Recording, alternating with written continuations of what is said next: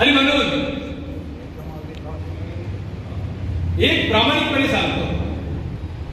या बुलढाण्याची सेवा करण्यासाठी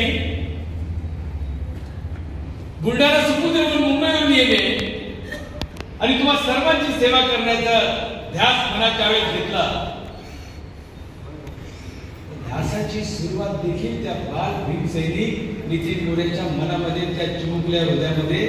जर ते आंबेडकरी चळवळीचं बालकडू जर कोणी पाजलं तर ते वामन दादाच्या विचाराच्या माध्यमातून ते बालकडू मला मिळालं. आणि म्हणून त्याची जाण घेऊन